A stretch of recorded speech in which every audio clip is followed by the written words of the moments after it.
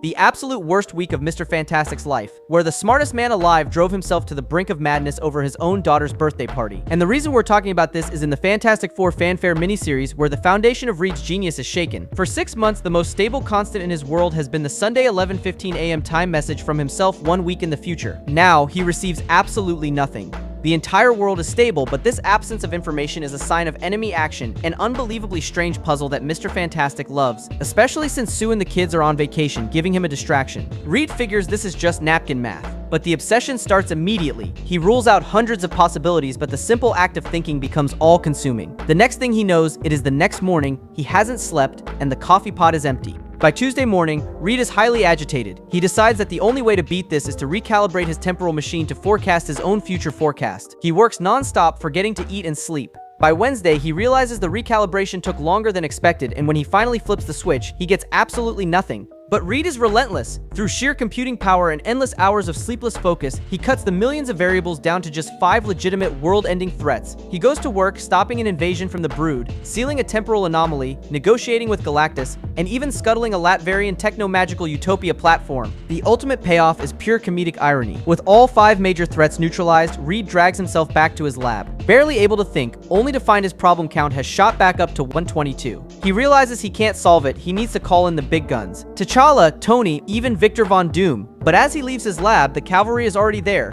Doom, Tony, and T'Challa. Reed is stumbling and confused, and Victor simply tells him to silence, because the moment is upon us. The final truth is a hilarious gut punch. The family returns from their week-long trip, throwing a surprise party for Valeria. Reed fought Galactus and risked his sanity over a forgotten birthday party. The man who can message himself from the future lost track of a simple date. Exhausted, he tells Sue that from now on, the future will be uncertain, just as it is meant to be.